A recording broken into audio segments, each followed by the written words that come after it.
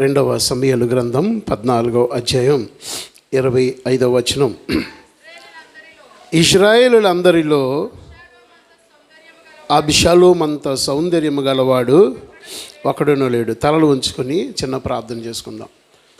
అత్యంత కృపలకు కారణభూతుడగు మా యేసయ్య, నీ పరిశుద్ధ నామానికి వందనాలు స్తోత్రాలు చెల్లించుకుంటున్నాం. నిన్న నేడు నిరంతరము ఏకరీతిగా ఉన్న దేవుడు నా ప్రభా, ఈ ఉదయకాలమున ప్రభా నీ సన్నిధిలో ఇటు రీతిగా చేరిన తండ్రి, నీ యొక్క లేఖన భాగాలను మేము జ్ఞాపకం చేసుకోవడానికి మీరు మాకు ఇచ్చిన కృపను బట్టి నీకు స్తోత్రాలు చెల్లించుకుంటున్నాం. నువ్వు మాట్లాడితే మనుషులు బ్రతుకుతారు నాయన. నీ మాటలో జీవం ఉంది, నీ మాటలో శక్తి ఉంది. అటువంటి శక్తి కలిగిన జీవము కలిగిన నీ వాక్కుతో మమ్మల్ని సంధించి మరి మాకు ఎటువంటి జీవాహారము కావాలనో అట్టి వాక్కుతో మీరు మమ్మల్ని దర్శించమని, నా నోటిని కేవలం నీకు బోరగా మాత్రమే వాడుకున్న వారై మందరితో కూడా మీరు మాట్లాడమని యేసయ్య శక్తిగా నానబట్టి అడుగుచున్నాను తండ్రి.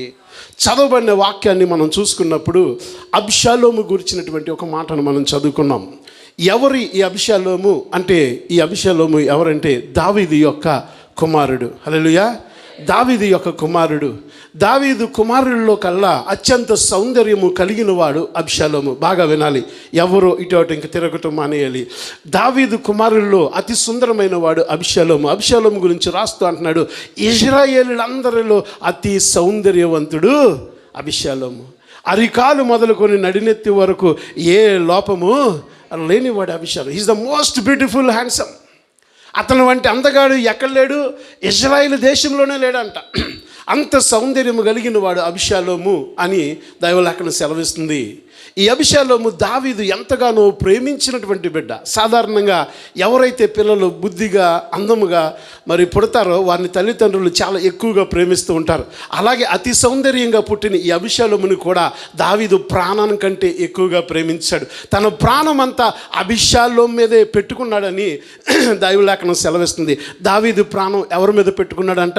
అబ్షాలోము మీద పెట్టుకున్నాడు. అంత ప్రేమ అబ్షాలోము మీద పెంచుకున్నాడు. తను చనిపోతే తన తర్వాత ఆ రాజుని అబ్షాలోముకి ఇవ్వాలని దావీదు ఆశపడ్డాడు. అంతగా అబ్షాలోమును దావీదు ప్రేమించడం ప్రారంభించాడు. అంతగా దావీదు అబ్షాలోమును ఇష్టపడటం ప్రారంభించాడు. కానీ అబ్షాలోము జీవితం ఎలాగ మారిందంటే, తండ్రి తను ఎంతగా ప్రేమించినప్పటికీ, తండ్రి ఎంతగా తనకు ప్రాణానికి ప్రాణంగా అబ్షాలోమును ఇష్టపడినప్పటికీ, ఈ అబ్షాలోము అనేటువంటి వాడు ఏం చేశాడంటే తండ్రి మీదే తిరుగుబడేటువంటి ప్రయత్నం చేశాడు. తండ్రికి వ్యతిరేకంగా జీవించడం ప్రారంభించాడు. తండ్రిని చంపాలని, తండ్రి స్థానంలో తన తండ్రిని చంపి రాజును అవ్వాలని అబ్షాలోము ప్రయత్నం చేసినట్లు మనం లేఖనాల్లో చూస్తాం. ఈరోజు అబ్షాలోమును గూర్చినటువంటి కొన్ని ధ్యానాలు మనం చేయాలని నేను ఆశపడుతున్నాను. ఎందుకంటే ఆ రోజు ఎలాగైతే అబ్షాలోము ఆ యొక్క ఇజ్రాయేల్ దేశంలో దావీదుకు వ్యతిరేకంగా ప్రవర్తించాడో, నేటి దినాల్లో కూడా సంఘములో చాలామంది దేవునికి వ్యతిరేకముగా, దేవుని మీద తిరుగుబడే స్వభావముగా, దేవుని సన్నిధిలో ఆయనకు వ్యతిరేకంగా కార్యాలు చేసే అబ్షాలోము వంటి ఆత్మ కలిగిన వారై సంఘాల్లో నడుచుకుంటున్నారు. అందుకే అబ్షాలోమును గూర్చినటువంటి కొన్ని మాటలు ఈ రోజున మనం జ్ఞాపకం చేసుకుందాం. అబ్షాలోము దావీదు యొక్క కుమారుడు, చాలా సౌందర్యం వంటి వాడు, చాలా చక్కగా మరి దావీదు ప్రేమించినటువంటి బిడ్డ. ఒక రోజున ఏమైందంటే అబ్షాలోము జీవితంలో, నేను త్వరగా చక్కగా కథలాగా చెప్పుకుంటూ వెళ్ళిపోతాను, మీరు శ్రద్ధగా గమనించాలి. అబ్షాలోముకి ఎంత అందగాడో అంతే అందమైనటువంటి చెల్లి ఉంది. ఆ చెల్లి పేరు ఏంటి? తామారు. తామారు కూడా చాలా అందగత్తి అంట. ఆమె కూడా బహు సౌందర్యవంతురాలని రాయబడి ఉంది. అయితే ఈ దావీదుకు ఉన్నటువంటి మరొక కుమారుడి పేరు అమ్నోను. అతను ఎవరంటే దావీదు యొక్క పెద్ద కుమారుడు, జ్యేష్ఠ కుమారుడు. అతని పేరేంటమ్మా? అమ్నోను. ఈ అమ్నోను ఏం చేశాడంటే ఈ అబ్షాలోము చెల్లైనటువంటి తామారును చూసి మోహించాడు. వాస్తవానికి అతను కూడా చెల్లెలు వరస అవుతుంది, తల్లిలు వేరు కానీ తండ్రి ఒకడే. ఈ అమ్నోను ఏం చేశాడంటే ఈ అబ్షాలోము యొక్క చెల్లిని చూసి ఆ చెల్లిని ఎలాగన్నా పాడు చేయాలని ఒక పన్నాగం పన్ని తండ్రి దగ్గరికి వెళ్ళి బలహీనంగా ఉన్నట్టు నటించి చెల్లెని ఇంటికి రప్పించుకుని చెల్లెల జీవితాన్ని నాశనం చేశాడు. ఎవడు? అమ్నోను. ఈ అమ్నోను ఎప్పుడైతే చెల్లెలి జీవితాన్ని నాశనం చేశాడో ఈ వార్త అబ్షాలోముకి తెలిసింది. తన చెల్లెల్ని తన ఇంట తీసుకుని వచ్చి తామారుని అంటున్నాడు, నువ్వు నా దగ్గరే జీవించడం ప్రారంభించు. ఎందుకంటే ఈ యొక్క అభిషాలోము చాలా కోపం పెంచుకున్నాడు. ఇదిగో నా చెల్లెల జీవితాన్ని నాశనం చేస్తాడా ఈ అభిషాలోము అని, ఈ అమ్నోను మీద కోపం పెంచుకున్నాడు. తన తండ్రి అయినటువంటి దావీదు రాజు స్థానంలో ఉండి మరి నా చెల్లెల యొక్క జీవితాన్ని నాశనం చేస్తే నా చెల్లెలకి న్యాయం చేయలేకపోయాడని దావీదు మీద కూడా ద్వేషం పెంచుకోవడం ప్రారంభించాడు. ఈ రకంగా అభిషాలోములో పగ పెరిగిపోతుంది, అభిషాలోములో కోపం పెరిగిపోతుంది. ఒక రోజున దావీదు దగ్గరికి వెళ్ళి అంటున్నాడు, తండ్రి నాకు ఏమొచ్చింది, బొచ్చు కత్తిరించేటువంటి ఒక కాలం వచ్చింది. ఆ కాలంలో నేను ఏం చేస్తానంటే నిన్ను మన రాజకుమారులందరినీ ఏం చేస్తాను, ఎందుకు పిలుస్తాను, మీరందరూ రావాలని ఆహ్వానించాడు. దావీదు అంటున్నాడు, నేను రావడం కుదరదు నాయన, నేను వచ్చానంటే నీకు చాలా ఇబ్బంది అయిపోతుంది, నేను వచ్చానంటే అక్కడ సెక్యూరిటీ ప్రాబ్లమ్స్ వచ్చేస్తాయి, రాజుగారు ఒక చోటకు వచ్చాడంటే అక్కడ నీ పార్టీ నీ ఫంక్షన్ అంతా పాడైపోతుంది, కాబట్టి నేను రాను. నేనేం చేస్తానంటే నేను దీవించి నేను ఆశీర్వదించి నేను పంపేస్తా, నువ్వు చక్కగా వెళ్ళి ఆ ఫంక్షన్ చేసుకో, నువ్వు చక్కగా వెళ్ళి కుటుంబ సభ్యులతో ఆ పార్టీ చేసుకో అంటే బొచ్చు కత్తిరించు కాలం అని ఒక పండగలాగా ఈ యొక్క అభిషేకం ఏం చేశాడంటే తన కుమారులందరినీ పిలిచాడు. రాజకుమారులందరూ వచ్చాడు. తన సేవకుని పిలిచి అంటున్నాడు, ఇదిగో అమ్నోను అన్నవాడు కూడా వస్తాడు, మీరేం చేయాలో తెలుసా, మన చెల్లెల జీవితాన్ని నాశనం చేసిన వాడు 2 సంవత్సరాలు అయిపోయింది, నేను చాలా సైలెంట్గా ఉన్నాను. ఏం చేశాడంట, 2 సంవత్సరాలుగా సైలెంట్గా ఉన్నాడంట. ఆ వచనాన్ని ఒకసారి చదువుదామా, 13వ అధ్యాయం 22వ వచనం, 2వ సమూయేలు గ్రంథం 13:22.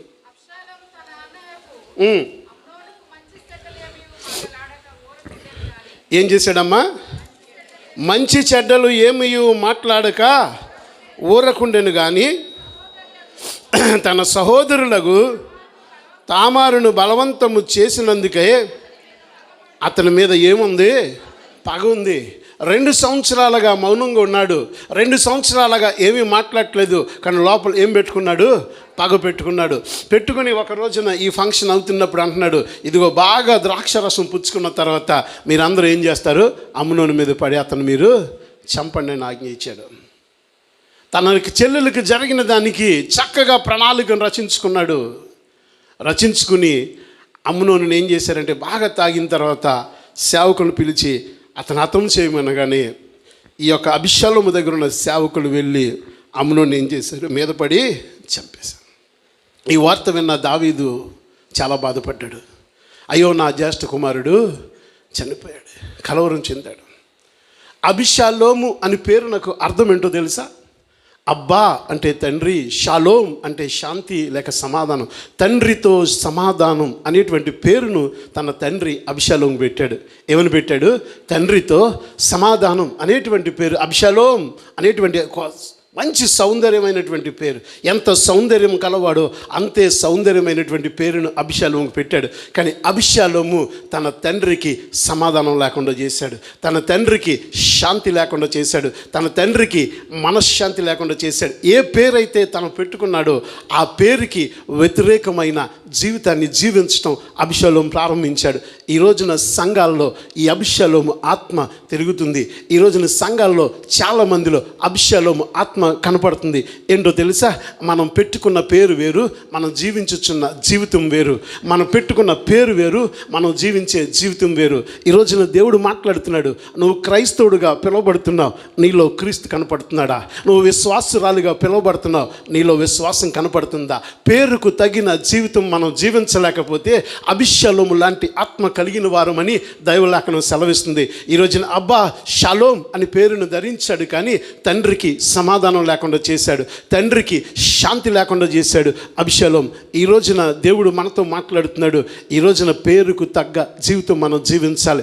చెప్పుకోవడానికి మనం క్రైస్తవులమని, సేవకులమని, విశ్వాసులమని, దైవజనులమని చక్కగా చెప్పుకుంటున్నాం. కానీ చెప్పుకున్న రీతికి, ఆ చెప్పుకున్న పేరుకు తగిన జీవితం మన జీవితంలో ఉండాలి. మన మాటలో కనపడాలి, మన ప్రవర్తనలో కనపడాలి, మన చేతల్లో కనపడాలి, మన బ్రతుకుల్లో కనపడాలి. హల్లెలూయా.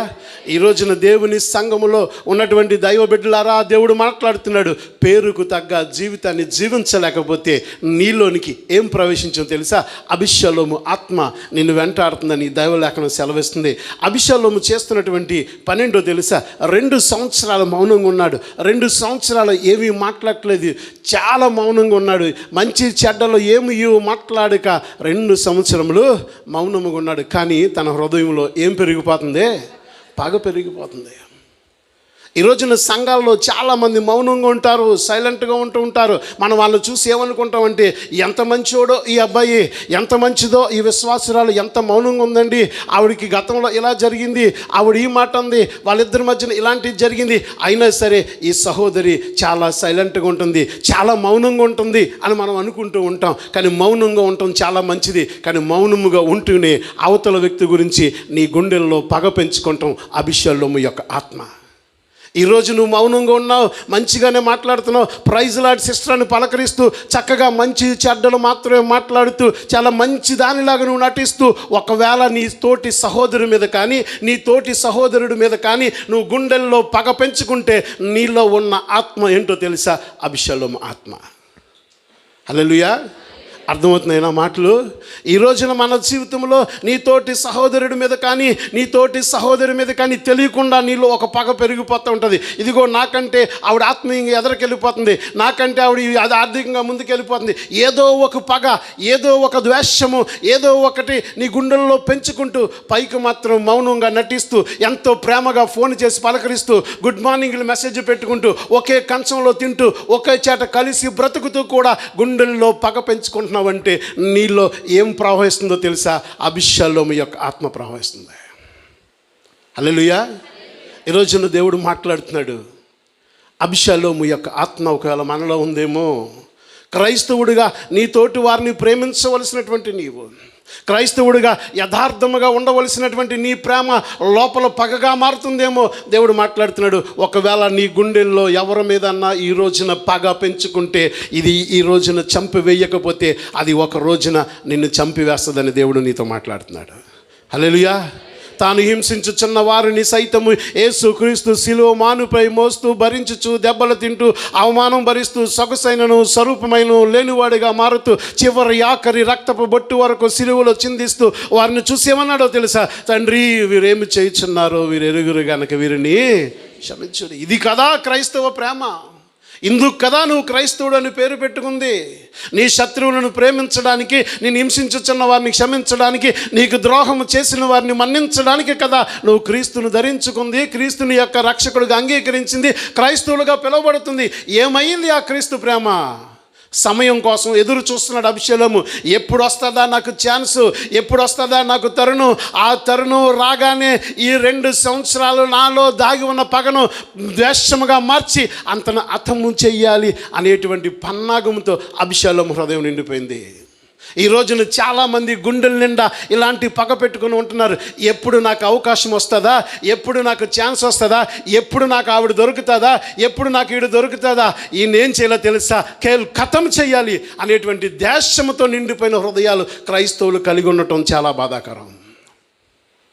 ఏదో రోజు నాకు దొరకకుండా ఉంటుందా, దానికి 1 సంవత్సరం కాదు, 2 సంవత్సరాలు కాదు, ఎన్ని సంవత్సరాలన్నా నేను ఎదురు చూస్తాను, కానీ ఆవిడ మీద ఉన్న పగ నాలో చల్లారదు, అతని మీద ఉన్న ద్వేషం నాలో చల్లారదు అనేటువంటి భావజాలం కలిగినటువంటి వ్యక్తులు క్రైస్తవుల్లో సంఘాల్లో ఉండటం చాలా బాధాకరం. ఈ ఉదయకాలన్న దేవుడు సూటిగా మాట్లాడుతున్నాడు. అభిషేకం యొక్క ఆత్మ ఒకవేళ మనలో ఉందేమో పరిశోధించుకోవాలి. చంపగానే మొత్తం రాజకుమారులు అందరూ పటాపంచలు వెళ్ళిపోయారు, ఎవరు అక్కడ లేరు, అందరూ పారిపోయారు. అభిషేకం దావీదుకి వార్త తెలిసింది. అయ్యా, మొత్తం రాజకుమారులు అందరూ చచ్చిపోయారంట అనేటువంటి వార్త వచ్చింది. దావీదు చాలా కలవరపడ్డాడు. ఏంటి, అందరినీ చంపేశాడా? అభిషేకం అన్నాడు. ఐతోఫీల్ అనేటువంటి ఒక మంత్రి ఉన్నాడు, చక్కని సలహాలు ఇచ్చేవాడు. వచ్చి అంటున్నాడు, అందరూ కాదు, ఎవరు, ఒక అమ్నోను మాత్రమే చనిపోయాడు. అభిషేకం పారిపోయాడు, వేరే దేశానికి వెళ్ళిపోయాడు, తన తల్లి యొక్క తండ్రి దగ్గరికి వెళ్ళిపోయాడు. వాళ్ళు కూడా రాజులే, రాజు వంశంలోంచి వచ్చింది అభిషేకం యొక్క తల్లి. రాజు, అతని తాత కూడా ఎవరు, రాజులు. ఇటుపక్క తండ్రి ఏమో ఇశ్రాయేలుకి రాజు, తన తాత ఏమో వేరే దేశానికి రాజు. అలాంటి కుటుంబంలోంచి వచ్చాడు అభిషేకము.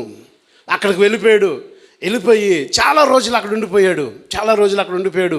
మరి పెద్ద అన్నయ్యని చంపేశాడు, తండ్రికి తెలిస్తే నన్ను ఏం చేస్తాడని వేరే దేశానికి వెళ్ళిపోయాడు, అక్కడ జీవించడం ప్రారంభించాడు. ఇక్కడ దావీదు ఏం చేస్తున్నాడంటే అబిషాలోము గురించి రోజు బాధపడటం ప్రారంభించాడు. అయ్యో నా కుమారుడు అబిషాలోము మీద ఏం పెట్టుకున్నాడంట? ప్రాణం పెట్టుకున్నాడు. అబిషాలోమా అని ఎంతగానో ఆ యొక్క 14వ అధ్యాయం 1వ వచనం ఒకసారి చదువుకుందామా? 2 సమూయేలు 14:1. రాజు అబిషాలోము మీద ఏం పెట్టుకున్నాడు? సెరూయా కుమారుడైన యోవాబు గ్రహించాడు. బాగా దావీదు ఎవరి మీద ప్రాణం పెట్టుకున్నాడు? అబిషాలోము మీద ప్రాణం పెట్టుకున్నాడు. అమ్నోను చనిపోయాడు, ఇప్పుడు అబిషాలోము మీద ప్రాణం పెట్టుకున్నాడు దావీదు. ప్రాణం పెట్టుకుని అబిషాలోము గురించి వేదన చెందుతుంటే సెరూయా కుమారుడైనటువంటి ఎవరు? యోవాబు. బాగా వినాలి. దావీదు యొక్క అక్కకి 3 కుమారులు ఉన్నారు. దావీదు యొక్క అక్కకి ఈ సెరూయాకి 3 కుమారులు, అబిషయి, యోవాబు, అసహేల్. వీళ్ళు 3 కూడా మహాయోధులు. బాగా వినాలి. ఈ 3 కూడా ఎవరు? మహాయోధులు. అబిషయి, మన యోవాబు, అసహేలు. వీళ్ళు చాలా ప్రావీణ్యం కలిగినటువంటి వారు అనమాట. ఆ లక్క ఏం చేసిందంటే, ఒరే తమ్ముడు, నువ్వు రాజు అవుతున్నావు కదా, నా 3 కొడుకుల్ని నీకు ఇచ్చేస్తున్నాను, నువ్వు వారితో నీకు ఎలా కావాలో వాడగలవు. మహాయోధులు, ఒక్కొక్కడిది ఒక్కొక్క టాలెంట్. అసహేలుది ఒక టాలెంట్, అబిషయిది ఒక టాలెంట్, యోవాబు మహాబలశాలి. మెయిన్ దావీదుకి బాడీ గార్డ్ ఎవరంటే ఈ యోవాబు అనమాట. దావీదు పక్కనే ఎల్లప్పుడూ ఉండి దావీదుని చూసుకోవాల్సిన బాధ్యత ఎవరిది? ఈ యోవాబుది. యోవాబు ఎవడు? దావీదు యొక్క అక్క కొడుకు. దావీదు ఏమవుతాడు? యోవాబుకి మామయ్య అవుతాడు. యోవాబు ఎవడు? మేనల్లుడు. ఇప్పుడు యోవాబుకి అబిషాలోము ఏమవుతాడు? ఆడు అల్లుడే అవుతాడు. కాబట్టి ఈ అబిషాలోము ఈ యొక్క గురించి ఏడుస్తుంటే ఈ యొక్క యోవాబు అన్నాడు, సరే ఎలాగైనా రాజుగారు మనసు మార్చాలని చెప్పి, ఇక్కడ నేను క్లుప్తంగా చెప్పుకుంటూ వెళ్ళిపోతాను. తెకోవ నుండి యుక్తిగల ఒక స్త్రీని పిలిపించి ఏడ్చుచున్నట్టు నటించి దుఃఖవస్త్రములు ధరించుకొని తైలము పూసుకొని బహుకాలము నుండి దుఃఖపడినట్లు ఉండవల్లని రాజయోత్తునికి వచ్చి ఈ ప్రకారము మనవి చేయవలని దానికి బోధించి ఒక స్త్రీని తీసుకొచ్చాడంట. ఎవరు? యోవాబు గారు. ఆ స్త్రీకి ట్రైనింగ్ ఇస్తున్నాడు. ఏమని ఇస్తున్నాడంటే, నువ్వు చాలా రోజుల నుంచి ఏం చేయాలి? ఏడుస్తున్నట్టు యాక్టింగ్ చేయాలి. మనం కూడా చేస్తాం కదా, క్రిస్మస్లు వచ్చినప్పుడు, సిల్లువేన్లు వచ్చినప్పుడు మంచి స్కిట్లు చేస్తాం. మంచి యాక్టర్స్ మనం కూడా చాలా బాగా యాక్ట్ చేస్తూ ఉంటాం. అలాగే ట్రైనింగ్ ఇచ్చాడు. ఎవరు? యోవాబు. నువ్వేం చేయాలి? దావీదు దగ్గరికి వెళ్ళాలి. రాజుగారి దగ్గర యాక్టింగ్ తేడా వచ్చిందంటే ఏం చేస్తాడు? చంపేస్తాడు. నువ్వు దొరకకూడదు. ఏం చేయాలి? నేను ఏదైతే స్క్రిప్ట్ ఇస్తున్నానో, నేను ఏదైతే డైలాగులు ఇస్తున్నానో సేమ్ యాజ్ ఇట్ ఈస్గా డైలాగులు చెప్పాలన్నాడు. మీరు నిజంగా చదవండి, ఒక్కొక్క డైలాగు చాలా అద్భుతంగా రాశాడు యోవాబు. ఇక్కడ రాశా ఆమె ఏం చెప్తుందంటే వచ్చి, అయ్యా నాకు 2 కొడుకులు ఉన్నారు. ఎంతమంది? 2 కొడుకులు ఉన్నారయ్యా. 2 కొడుకులకి ఏమవుతుంది? గొడవ అవుతుంది. పెద్దవాడు వచ్చి చిన్నవాడిని కొట్టినప్పుడు ఒకడు చచ్చిపోయాడు. ఇప్పుడు నా బంధువులు వచ్చి ఏమన్నారో తెలుసా? ఆ చంపులను మాకు అప్పచెప్తే ఆన్ని కూడా మేము చంపేద్దామన్నాడు. నాకుంది ఒకడే కొడుకు కదా, నా కొడుకు లేకపోతే నా పరిస్థితి ఏంటని ఈవిడ యాక్టింగ్ చేస్తుంది. ఏం చేస్తుంది? యాక్టింగ్ చేస్తుంది. అప్పుడు దావీదు అంటున్నాడు, అబ్బాబ్బే అసలు నీ కొడుకు మీద ఏగ వాడడానికి వీళ్ళేది, నేను నా మాటగా చెప్తాను, రాజాజ్ఞగా చెప్తాను, నీ కొడుక్కి ఏమీ అవ్వదు అని చెప్తుంటే, అలాగైతే మీకు కూడా కొడుకు దూరం అయ్యాడు కదా, 2 కొడుకులు కొట్టుకున్నప్పుడు మీరు కూడా పుత్రసుఖం పొందుతున్నారు కదని రాజునే ప్రశ్నించే విధంగా స్కిట్ని ఎండ్ చేసింది. ఎండ్ చేయగానే దావీదు మహా తెలివైనవాడు అంటున్నాడు, యోవాబు నిన్ను పంపించిన, యోవాబే కదా నిన్ను పంపించాడు, ఆడే కదా దీనికి డైరెక్టరు అన్నాడు.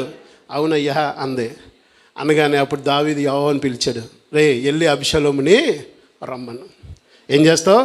అయిపోయింది, అబిషాలోముని రమ్మను. కానీ ఒక్కటి, ఆడు ముఖం నాకు చూపించకూడదు, ఆడు నాకు దర్శనం చేసుకోకూడదు, నా ముఖాన్ని ఆడికి చూపించి నన్ను వచ్చి ఈ దేశంలో ఉండమని అన్నాడు. అష్షాబులను పిలిపించాడు. తన తాత ఇంటి దగ్గర నుంచి మరలా తిరిగి తన దేశానికి అబిషాలోము వచ్చాడు. వచ్చిన తర్వాత అబిషాలోము ఏం చేశాడంటే, పోనీ వచ్చిన తర్వాత మారు మనసు పొందాడా, ఏమన్నా చేస్తున్నాడంటే 14వ అధ్యాయం నుంచి మనం చదువుకున్నట్లయితే అబిషాలోము 29-30 వచనం ఒకసారి చదువుకుందాం. 14, 29, 30.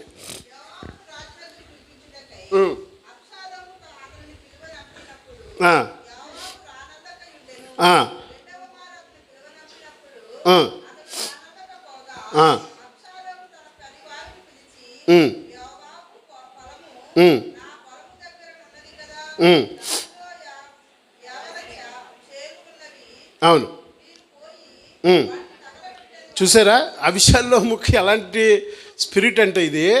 యాకోబుకి ఎన్నిసార్లు కౌరు పంపించారు? 2 సార్లు కౌరు పంపించాడంట. ఏమని?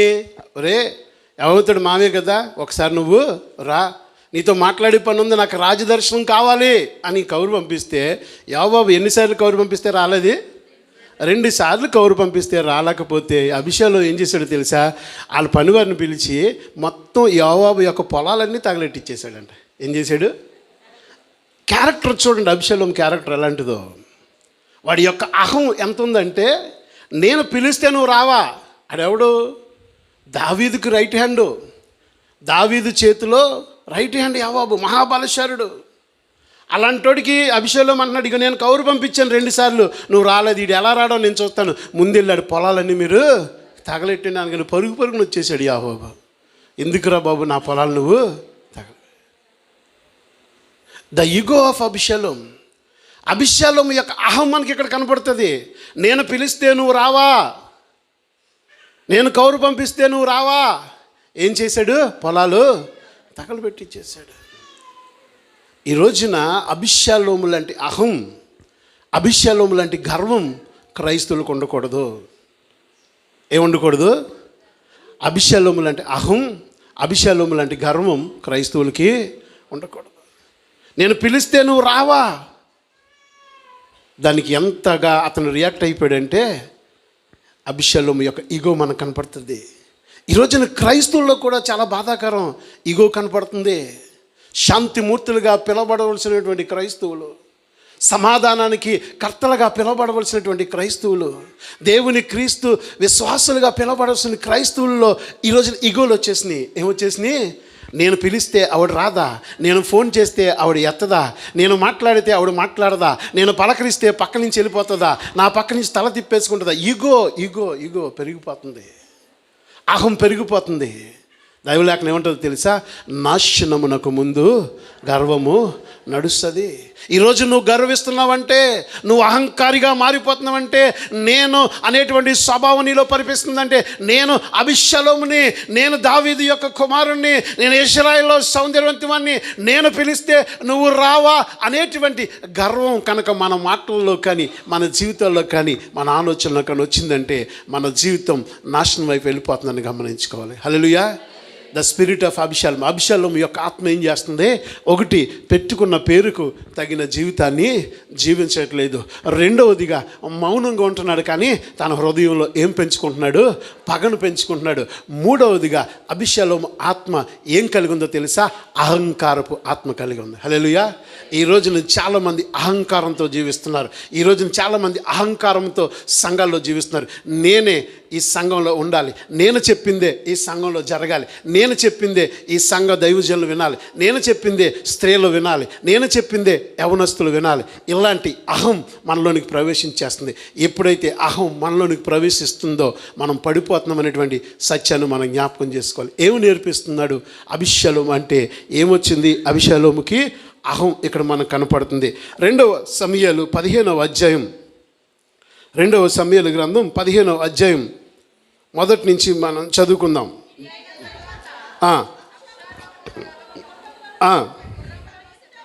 సిద్ధపరిచి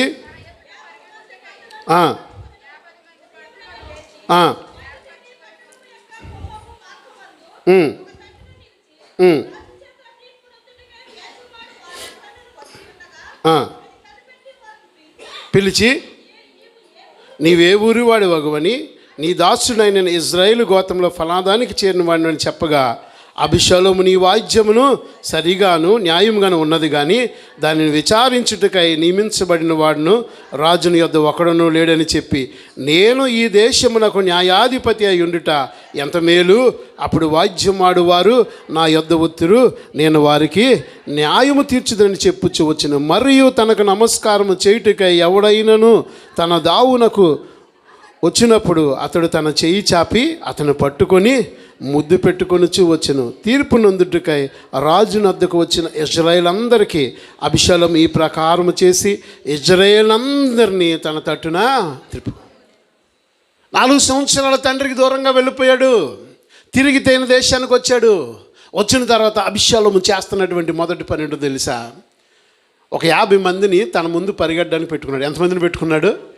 ఎందుకండి 50 మంది పరిగెట్టడానికే? 50 మందిని ఎంతమందిని పెట్టుకున్నాడు? పరిగెట్టడానికి పెట్టుకున్నాడంట.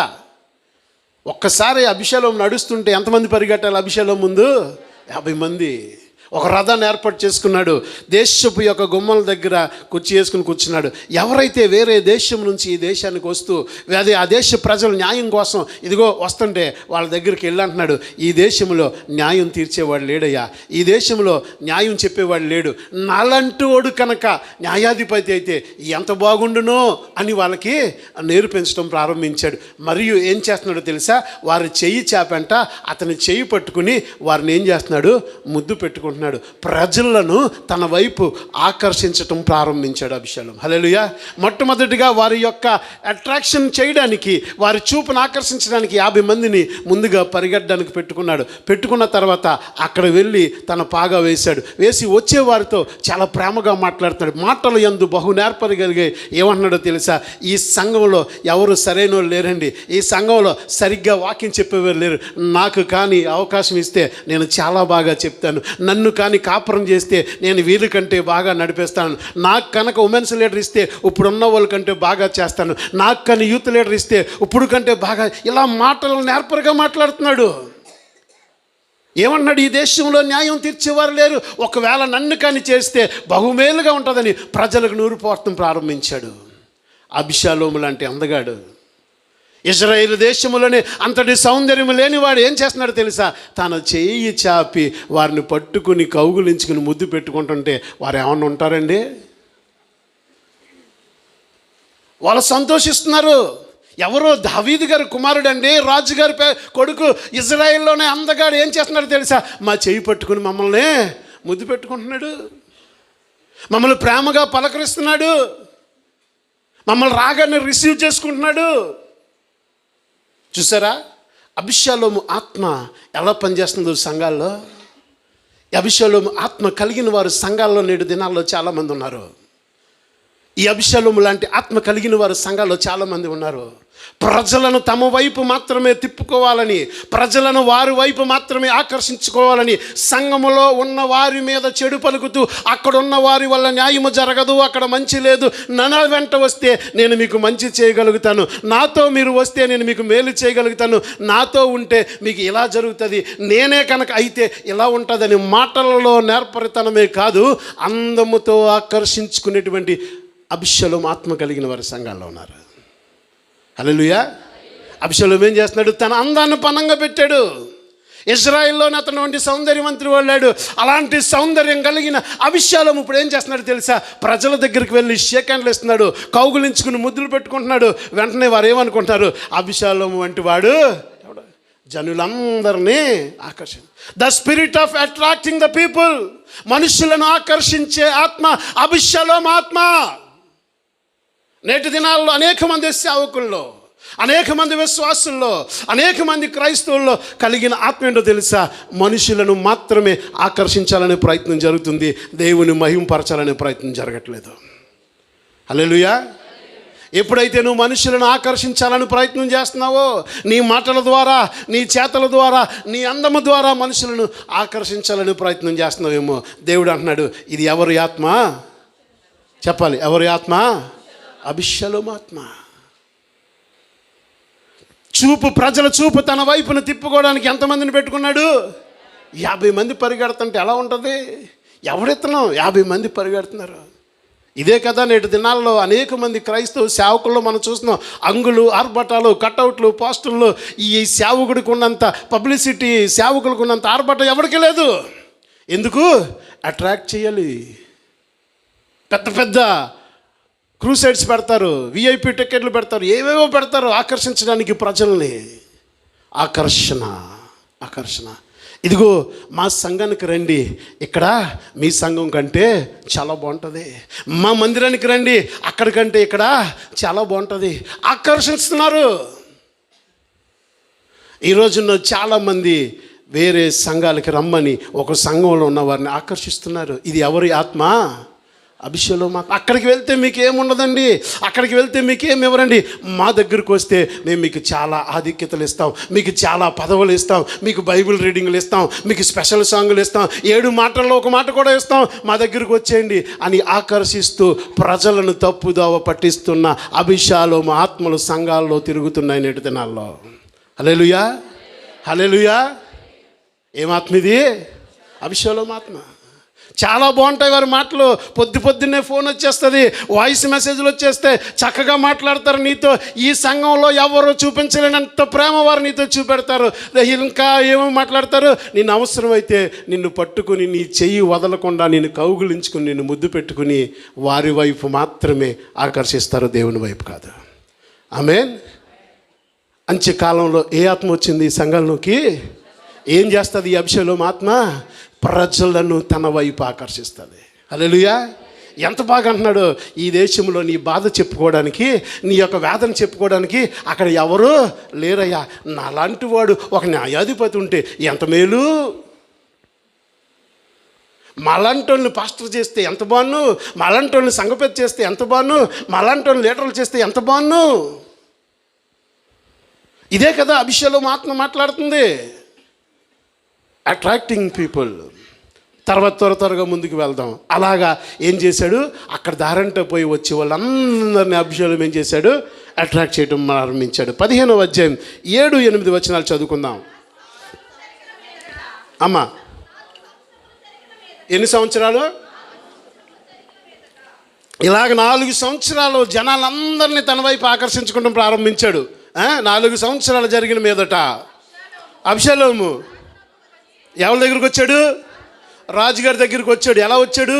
ఈ యొక్క యాబాబు యొక్క పొలాలు తగలెట్టేస్తే యాబాబుని అన్నాడు, ఒరే నేను 4 సంవత్సరాలు అయింది వచ్చి ఆ దేశం నుంచి ఈ దేశానికి వచ్చాను, ఇప్పుడు వరకు నా తండ్రి ముఖ దర్శనం నాకు కలగలేదు, నువ్వు ఏదోటి చేసి నాకు ఏం కల్పించాలి? రాజు యొక్క దర్శనం కల్పించాలన్నాడు. వెంటనే రాజుగారు దర్శనం ఇచ్చారు. చదవమ్మా. నీ దాసుడునైనటువంటి నేను ఏమ్మా సిరియా దేశమునందలి యెషూరునందుండగా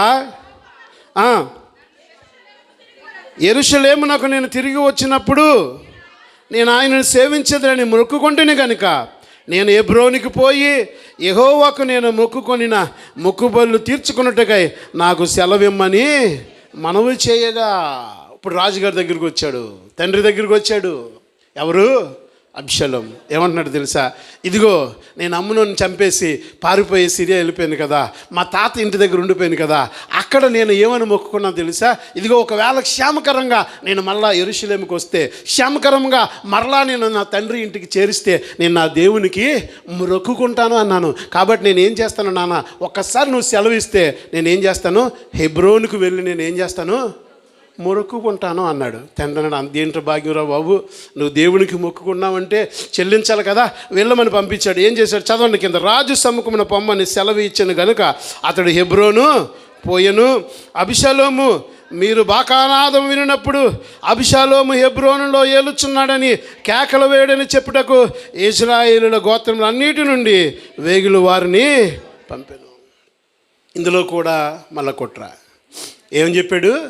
నేను హెబ్రోనుకి వెళ్తాను, ప్రభుని ఆరాధన చేస్తాను, అక్కడ స్తుతి ఆరాధన చేస్తాను, మోకరించి కన్నీటి ప్రార్థన చేస్తాను, నువ్వు సెలవిస్తే నేను పంపించమని ఈడు పోగేసుకున్న జనాలకు కౌరు పంపిస్తున్నాడు. ఏమని? నేను హెబ్రోనులో అడుగు పెట్టిన వెంటనే మీరు ఏమని కేకలేయాలి? అభిషేకము హెబ్రోనును ఏలుచున్నాడు, అభిషేకము మాకు రాజు అయిపోయాడని మీరేం చేయాలి? తిరుగుబాటు నాదము కేకలు వేయాలని ప్రజలను ముందుగానే స్థిరపరచు. ఈ అభిషేకం ఆత్మ ఏమి నేర్పిస్తుందో తెలుసా? వాడి స్వప్రయోజనం కోసం, వాడు పదవి పొందుకోవటం కోసం, వాడు తండ్రిని వెన్నుపోటు పొడిచి తండ్రి ప్లేస్లో వాడు రాజు అవ్వటం కోసం అది దేన్ని అడ్డం పెట్టుకున్నాడో తెలుసా? నేను ప్రభువుని మొరొకడానికి వెళ్తున్నాను, నేను దేవుణ్ణి ఆరాధన చేయడానికి వెళ్తున్నాను. బాగా వినాలి. ఏమని చెప్తున్నాడు?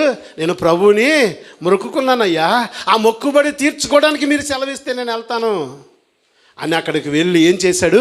అక్కడ తిరుగుబాటు జెండాను ఎగరవేశాడు. ఈ అభిషేకం ఆత్మ కూడా ఏం చేస్తుందంటే దేవుని నామాన్ని అడ్డం పెట్టుకుంటారు, దేవుని యొక్క పేరును అడ్డం పెట్టుకుంటారు, దేవుని యొక్క వాక్యాన్ని అడ్డం పెట్టుకుంటారు, దేవుని యొక్క సన్నిధిని అడ్డం పెట్టుకుంటారు. అవసరమైతే దేవుని తోడని బైబిల్ చేతి పట్టుకుని, అమ్మా నేను వాక్యం మీద ఒట్టేసి చెప్తాను, ఈ బైబిల్ మీద ఒట్టేసి చెప్తాను, దేవుని సాక్షిగాని దేవుని నామాన్ని అడ్డం పెట్టుకుని సప్రయోజనుల కోసం బలపడే ఆత్మే అభిషేకం ఆత్మ. హల్లెలూయా. ఏం చేస్తారు? అవసరమైతే దేవుని తీసుకొస్తారు మధ్యలోకి. అంటే నేను దైవ సాక్షిగా చెప్తున్నాను, ఈ బైబిల్ సాక్షిగా చెప్తున్నాను అనేటువంటి మాటలు కూడా మాట్లాడడానికి సిద్ధపడే ఆత్మ అభిషేకం ఆత్మ. దేనికోసం? వారి స్వప్రయోజనాల కోసం, వారి యొక్క సొంత ప్రయోజనాల కోసం దేవుని నామాన్ని పణంగా పెట్టగలిగిన ఆత్మ అభిషేకం ఆత్మ. తండ్రి దగ్గరికి వచ్చి అన్నాడు, నేను హెబ్రోను వెళ్ళాలి. ఎందుకు? నేను మొక్కుకున్నాను, నేను దేవుని దగ్గర మొక్కుకున్నాను, మొక్కు తీర్చుకోవడానికి వెళ్తున్నానని చెప్పి హెబ్రోన్లో అడుగుపెట్టి ఎవరి మీద తిరుగుబాటు చేశాడు? రాజు మీద తిరుగుబాటు చేయడం ప్రారంభించాడు. హల్లెలూయా. ఈరోజు ఎవరన్నా దేవుని నామాన్ని అడ్డం పెట్టుకొని, దేవుని వాక్యాన్ని అడ్డం పెట్టుకొని, దేవుని యొక్క సన్నిధిని అడ్డం పెట్టుకొని, దేవుని యొక్క పరిశుద్ధమైన నామము ద్వారా మీ స్వప్రయోజనాల కోసం, మీ సొంత ప్రయోజనాల కోసం మీరు పని చేసినట్లయితే మీది అభిషేకము యొక్క ఆత్మ. అభిషేకము యొక్క ఆత్మ. చాలామంది సేవకులు, చాలామంది విశ్వాసులు ఈ రోజున తమ స్వప్రయోజనాల కోసం, వారి యొక్క స్వార్థం కోసం, వారి యొక్క వ్యక్తిగత బెనిఫిట్ కోసం దేవుని నామాన్ని పణంగా పెట్టేస్తున్నారు. దేవుని నామాన్ని పణంగా. ఏమన్నాడు? నేను మొక్కుకుని వస్తానన్నాడు. వెళ్ళి తిరుగుబాటు జెండాను హెబ్రోన్లో పాతేశాడా లేదా? పాతేశాడు. ఇప్పుడు 15వ అధ్యాయం 31వ వచనం ఒకసారి చదువుకుందాం. అంతలో ఒకడు వచ్చి 15:31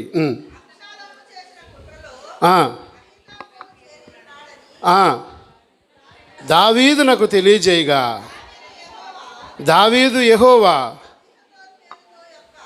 అహీతోపేలు యొక్క చెడగొట్టమని ప్రార్థన చేస్తున్నాడు. ఎప్పుడైతే తిరుగుబాటు చేశాడో, తనకు తాను రాజుగా ప్రకటించుకున్నాడో, దావీదు దగ్గర మంత్రిగా ఉన్నటువంటి ఒక మంత్రి ఎవరు? అహీతోపేలు. చెప్పండి, అతని పేరేంటి? అహీతోపేలు. ఈ అహీతోపేలు చాలా తెలివైనవాడు అంట. ఎంత తెలివైనవాడు? చాలా తెలివైనవాడు. అహీతోపేలు యొక్క మాట చాలా విలువైనటువంటి మాట. అహీతోపేలు ఆలోచన చెప్తే ఆ ఆలోచన ఎలా ఉండేదంట? దేవుని దగ్గర నుంచి 16వ అధ్యాయం 23 ఒకసారి చదువుతారా? 16:23. ఆ దినములలో అమ్మా అహీతోపేలు చెప్పిన ఏ ఆలోచన అయినను, ఎక్కడి నుంచమ్మా? ఒకడు దేవుని యొద్ద విచారణ చేసి పొంది ఆలోచన అయినట్టుగా ఉండెను. దావీదును అభిషేకమును దానిని, దావీదు అభిషేకము కూడా ఈ అహీతోపేలు అన్నవాడిని ఎలా చూశారంటే, దేవుని దగ్గర నుంచి వచ్చే ఆలోచన ఎలా ఉంటుంది, విచారణ చేస్తే ఎలాంటి ఉంటుందో అలాంటి ఆలోచన చెప్పేవాడు ఈ అహీతోపేలు. హల్లెలూయా. ఈ అహీతోపేలు ఎవరి దగ్గర ఉన్నాడు ఇప్పుడు వరకు? దావీదు దగ్గర ఉన్నాడు. దావీదు దగ్గర మంత్రిగా ఉన్నాడు. దావీదు చేసిన ప్రతి యుద్ధంలో, దావీదు చేసిన ప్రతి దాంట్లో ఈ అహీతోపేలు అన్నాడు తోడుగా ఉన్నాడు. ఈ అహీతోపేలు ఏం చెప్తే అది దావీదు వినేవాడు. దావీదుకు విజయం వస్తూ వచ్చింది. ఎందుకంటే ఆలోచన చెప్పడంలో అతను మించిన వాడు లేడు. ఇప్పుడు ఈ అభిషేకం ఏం చేశాడో తెలుసా? ఈ అహీతోపేలు అన్నవాడిని దావీదు దగ్గర నుంచి ఎక్కడ తీసుకొచ్చాడు? తన పక్షాన్ని తీసుకొచ్చాడు. బాగా వినాలి. ఈ అహీతోపేలు లాంటి జ్ఞానవంతుణ్ణి, ఈ అహీతోపేలు లాంటి ఆ యొక్క ఆలోచన ఇచ్చేవాడిని, ఈ అహీతోపేలు దావీదు పక్కన మంత్రిగా ఉన్నటువంటి వాడిని ఇప్పుడు ఏం చేశాడు? రాత్రికి రాత్రి ఎక్కడికి మార్చేశాడు? అభిషేకం పార్టీలోకి మార్చేశాడు. ఈ పార్టీలోంచి ఆ పార్టీలోకి వెళ్ళిపోయాడు. ఈ కండువ తీశాడు, ఆ కండువ కప్పేసుకున్నాడు. ఎవరు? అహీతోపేలు. ఆడికి ఒక బాధ ఉంది అహీతోపేలుకి. ఈ అహీతోపేలు ఎవరంటే, దావీదు మేడగది నుంచి చూసి పాపం చేసిన స్త్రీ ఉన్న చూస్తారా, బెత్షెబా. ఆ బెత్షెబాకి ఈడు తాత అవుతాడు. బెత్షెబాకి ఏమవుతాడు? తాత అవుతాడు. వీడికి ఎప్పటి నుంచో దావీదు పక్కన ఉంటున్నాడు, దావీదుతోనే ఉంటున్నాడు. కానీ వీడి మనసులో ఏముంది? నా మనవరాల జీవితాన్ని నాశనం చేశాడు, మా యొక్క మనవుడిని ఏం చేశాడు? యుద్ధంలో చంపేశాడని ఈడ అవకాశం కోసం చూస్తున్నాడు. ఎవడు? అహీతోపేలు. ఈ విషయం అభిషేకం తెలుసు. ఏం తెలుసు? ఆడు మా నాన్న దగ్గర ఉంటున్నాడు, కానీ ఆడికి ఏముంది మనసులో? బెత్షెబా విషయంలో మా నాన్న మీద ఆడికి కొంచెం కోపం ఉంది. కాబట్టి ఈ టైంలో నేను ఏం చేయాలి? మా నాన్నను వీక్ చేయాలంటే అన్నీ నా వైపుకు లాక్కోవాలి. మా నాన్న బలహీనం అవ్వాలంటే అహీతోఫెలు ఎక్కడికి రావాలి? నా దగ్గరికి రావాలి. అమ్మా, నేను కథలు చెప్పట్లా, బైబిల్లో ఉన్న యథార్థమైన మాటలు చెప్తున్నాను.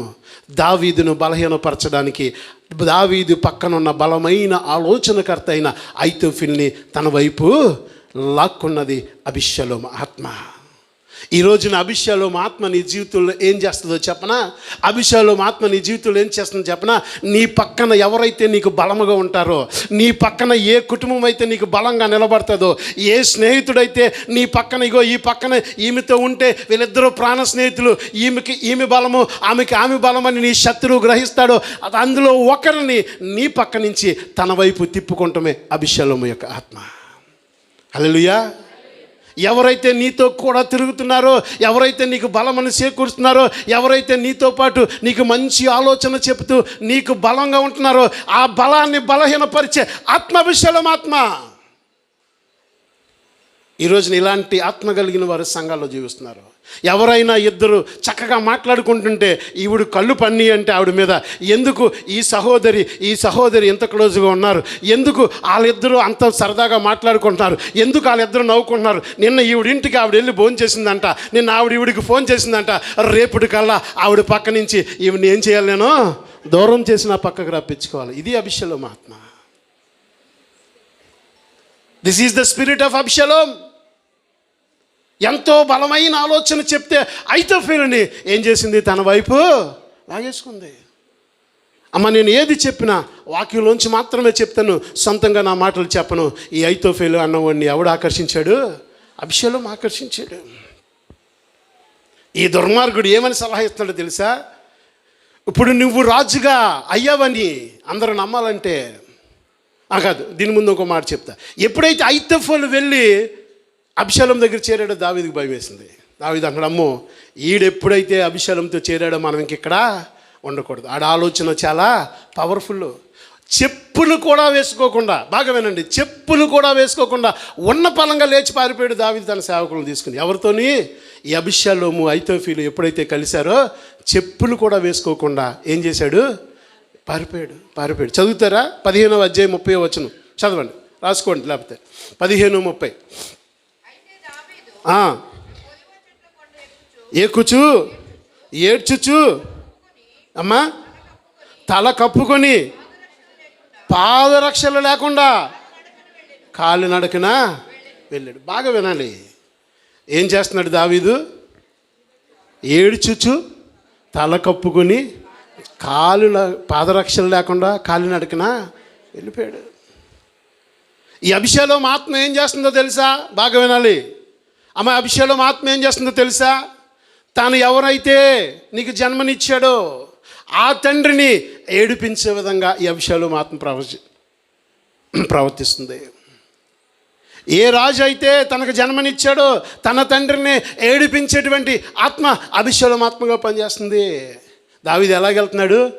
ఏడ్చుచూ వెళ్తున్నాడు. హల్లెలూయా.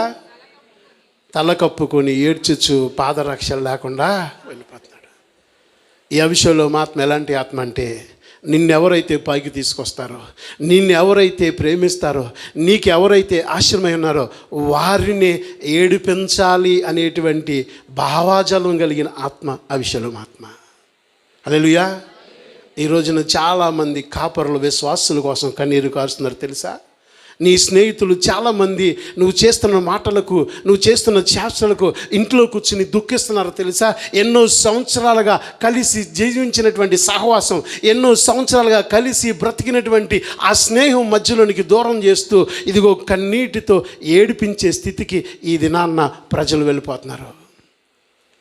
నువ్వెప్పుడు కూడా నీ సేవకులను కన్నీరు కార్పించే విధంగా నీ జీవితం ఉండకూడదు. అబీషలోము యొక్క ఎప్పుడైతే దావీదు పారిపోతున్నాడు, వెళ్ళిపోతున్నాడు, అమ్మో అహీతోఫెలు అక్కడ చేరాడు. అహీతోఫెలు ఎలాంటి వాడు? దేవుని యొక్క ఆలోచన చెప్పేటువంటి వాడు. కాబట్టి మనం ఏం చేయాలి? ఇక్కడ మనం ఉండకూడదని చెప్పి మనం ఆ వచనం ఒకసారి చదువుకుందామా?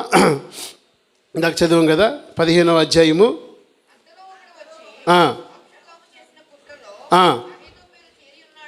చేరి ఉన్నాడని చేయగా దావీదు యెహోవా అహీతోపెలు యొక్క ఏం చేయాలి అహీతోపెలు యొక్క ఆలోచన చెడగొట్టమని దావీదు ప్రార్థన చేశాడు. హల్లెలూయా.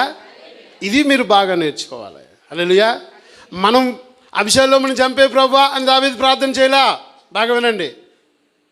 నా మీద పగబెట్టాడు, నన్ను రోడ్డుకి ఈడ్చేశాడు, నేను కన్నీరు కలుస్తున్నాను, చెప్పులు లేకుండా ఆడి వల్ల నేను వెళ్ళిపోతున్నాను, ఆడి సర్వనాశనం అయిపోవాలి, ఆడి ఉద్యోగం పోవాలి, ఆడికి అక్క మావకూడదు, ఆడి అప్పుడు పాలు అయిపోవాలని దావీదు ప్రార్థన చేయలా. నవ్వుతున్నారేంటమ్మా? నిజంగా ఇలా జరుగుతుందేంటి? అలా ప్రార్థన చేయలా. ఏమంటున్నాడో తెలుసా?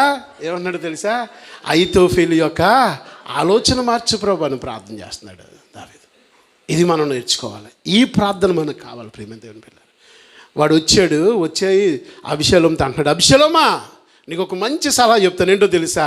మీ నాన్న వెళ్తా 10 మంది ఉపపత్నులను 10 మంది భార్యలను ఏం చేశాడు? పట్టణానికి కాపలాగా పెట్టేసి వెళ్ళిపోయాడు. ఎవరు? మీ తండ్రికి ఎంతమంది? 10 మంది ఉపపత్నులు, అంటే 10 మంది భార్యలు పట్టణానికి కాపలాగా పెట్టేశాడు. ఇప్పుడు నువ్వు రాజు మీద తిరగబడ్డావని, ఇప్పుడు నువ్వే రాజు అని ప్రజలు అంగీకరించాలంటే, ప్రజలందరూ నీ పక్షానికి రావాలంటే, దావీదుకి నీకు మధ్యన విపరీతమైన శత్రుత్వం ఉందని ప్రజలు గ్రహించాలంటే నువ్వేం చేయాలి తెలుసా? ప్రజలందరూ చూస్తుండగా నీ తండ్రి యొక్క 10 మంది భార్యలను నువ్వేం చేయాలి? అందరూ చూస్తుండగా నువ్వు పాడు చేయాలి. ఎవడిచ్చాడు ఈ సలహా? అమ్మా, ఎవడిచ్చాడు? అహీతోపెలు గడిస్తున్నటువంటి సలహా. అబ్షాలోము యాజ్ ఇట్ ఈజీగా అహీతోపెలు యొక్క సలహా తీసుకున్నాడు. 10 మంది భార్యలను మేడ మీదకి తీసుకెళ్ళి గుడారాలు వేసి ప్రజలందరూ చూస్తుండగా, తన తల్లులు వరస అవుతున్న వారిని అందరూ చూస్తుండగా పాడు చేశాడు, చేర్చాడు. ఇంత భయంకరమైన పాపాన్ని ముడిగొట్టుకోవడానికి, ఇంత భయంకరమైన పాప కార్యాలు చేయడానికి అహీతోపెలు లాంటి భయంకరమైన సలహాలు ఇచ్చేవారు మన పక్షాన చేరతారు. మనం జాగ్రత్తగా ఉండాలి. ఇంకెప్పుడు నువ్వు దావీదు కలవకూడదు. మీ ఇద్దరి మధ్యన శత్రుత్వం బలంగా ఉండాలి. ఆ శత్రుత్వం బలంగా ఉండాలంటే దానికోసం ఎంతకైనా తెగించి, ఎంత దూరమైనా వెళ్ళిపోయేటువంటి సలహాలు ఇచ్చేవారు మన పక్షాన చేరతారు. ఈ అభిషేకంలో ఆత్మ ఏం చేసింది? వరస వాయిల్ లేకుండా, భయము భీతి లేకుండా, తండ్రి భార్య అని చూడకుండా, తల్లి వరసలు అవుతారని చూడకుండా, అందరూ చూస్తుండగా పగటి వేళ మేడ మీద గుడారం వేసి 10 మంది ఉపపత్నులను అభిషేకం పాడు చేశాడు. నేటి దినాల్లో ఈ అభిషేకం ఆత్మ, భయము లేని ఆత్మ, వరస వాయులు లేని ఆత్మ సంఘాల్లోనికి వచ్చేసింది. అక్క చెల్లెళ్ళని లేదు, ఇష్టం వచ్చినట్లు జీవిస్తున్నారు. వరస వాయులు లేవు. ఎవరిని చూసినా ఒకటే ఆలోచన, ఏది చూసినా ఒకటే తలంపు. వరస వాయులు లేకుండా జారత్వమును ప్రోత్సహించే అభిషేకం ఆత్మ సంఘాల్లోనికి రాకుండా మనం చూసుకోవాలి. భయము భీతి లేకుండా పాపం చేసే ఆత్మ అభిషేకం ఆత్మ. అయ్యో, నేను చేస్తుంది తప్పు కదా, నేను చేస్తుంది పాపం కదా, ఇది చేయకూడదు కదా, ఇది ఎథిక్స్ కాదు కదా, ఇది న్యాయం కాదు కదా, ఇది మంచిది కాదు కదా అనేటువంటి మినిమం కామన్ సెన్స్ లేకుండా ఏది పడితే అది చేసేయటమే అభిషేకం యొక్క ఆత్మ. అర్థమవుతుంది నా మాటలు? ఇలాంటి ఆత్మను మనం ఎంకరేజ్ చేయకూడదు.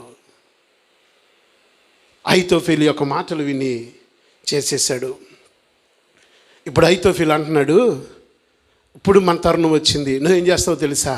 నాకు ఒక 12,000 మందిని నువ్వు నాకు సైన్యాన్ని ఇస్తే. మీ నాన్న ఏం చేశాడు? బలహీనుడైపోయాడు. దావీదు ఏం చేశాడు? బలహీనుడైపోయాడు. నేను వెళ్ళి వాడి మీద పడి నేనేం చేస్తాను? చంపేస్తాను మీ నాన్నే, నువ్వు రాజు అయిపోతావు అన్నాడు. దావీదు ఏం చేశాడంటే వెళ్ళిపోతా 16వ అధ్యాయం 17వ వచనం. అమ్మా, అభిషాలోము నీ స్నేహితునికి ఉపకారం ఇదేనా?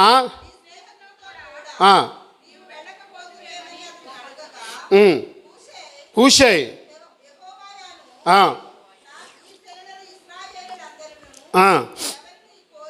ఎవరిని కోరుకుందరో నేను అతని వాడినగుదును, అతని యొద్దనే ఉందును.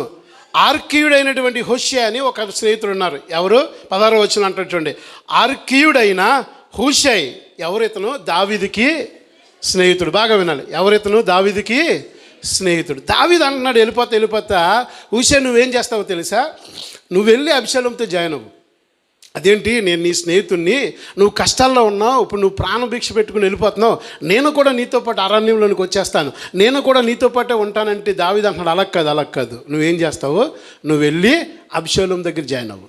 అభిషాలోం దగ్గరికి వెళ్ళి అభిషాలోం ఏం చేయబోతున్నాడో, అభిషాలోం ప్లాన్స్ ఏంటి, అభిషాలోం నన్ను ఎలా టార్గెట్ చేయబోతున్నాడో, వాడి స్కెచ్ ఏంటి, వాడి ప్లాన్ ఏంటి అన్నీ నువ్వు గ్రహించి మన వాళ్ళిద్దరిని పెట్టాను పట్టణంలో యాజకులను, వారికి నువ్వేం చేయాలి? కబురు పంపిస్తే ఆ కబురు ఏమవుతుంది? నా దగ్గరకు వస్తుందని ఆర్కీయుడైనటువంటి హూషాయిని అభిషాలోం దగ్గర పంపించాడు. అభిషాలోం హూషాయిని చూసి అంటున్నాడు, ఏమై దావీదు స్నేహితుడా. ఎంత ఎట్టగారంగా మాట్లాడుతున్నాడు తెలుసా? దావీదు స్నేహితుడా, ఇలాంటి టైంలో నువ్వు దావీదును వదిలేసి నా దగ్గరకు వచ్చావేంటి అంటున్నాడు. దానికి దావీదు ముందే చెప్పాడు. ఏమని? ఆడు అడిగితే ఒకటే చెప్పు, ఎవరైతే రాజుగా ఉంటారో, ఎవరైతే యెహోవా పక్షాన ఉంటారో, ఏ జనులైతే రాజు పక్షాన ఉంటారో నేను కూడా అతను వాడిని అని చెప్పు అని చెప్పాడు. అతను కూడా వెళ్ళి అదే మాట చెప్పాడు. ఏమన్నాడు? నేను దేవుని పక్షమున, ప్రజల పక్షమున ఎవరైతే ఉంటారో నేను ఆళ్ళవాడినని హూషై చెప్పాడు. హూషై చెప్పగానే సరే అని మన దగ్గర చేర్చుకున్నాడు. చేర్చుకున్న తర్వాత బాగా వినండి, ముగింపులు అనుకోచేస్తున్నాం. 17వ అధ్యాయానికి మనం వచ్చినప్పుడు ఈ యొక్క ఎప్పుడైతే అహీతోఫెలు రాజుని చంపాలని ఆజ్ఞ ఇచ్చాడో, నాకు 1200 మంది సైన్యాన్ని ఇస్తే నేను వెళ్ళి ఏం చేస్తాను? దావీదుని చంపేసి దావీదు మీద పడి చంపేసి వచ్చేస్తాను అనగానే అభిషేలోం అంటున్నాడు అలా కుదరదు, నేను ఏం చేస్తానో తెలుసా? ఈ విషయంలో హూషై యొక్క సలహా కూడా నేను తీసుకుంటాను. హూషై నువ్వేమంటావు అని హూషైని పిలిచాడు. హూషై ఏమంటున్నాడో తెలుసా? దావీదు గురించి చెప్తున్నాడు.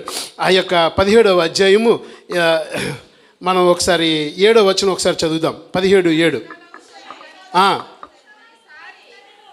హూషై అభిషాలోం తిట్లని, ఈసారి అభిషాలోము చెప్పిన ఆలోచన మంచిది కాదు. అమ్మా ఒక నిమిషం. హూషై ఏమంటున్నాడు? అహీతోఫెలు చెప్పిన ఆలోచన మంచిది కాదు అని హూషై ఎవరు చెప్తున్నాడు? అభిషాలోము చెప్తున్నాడు. ఇక్కడ భయపట్ల.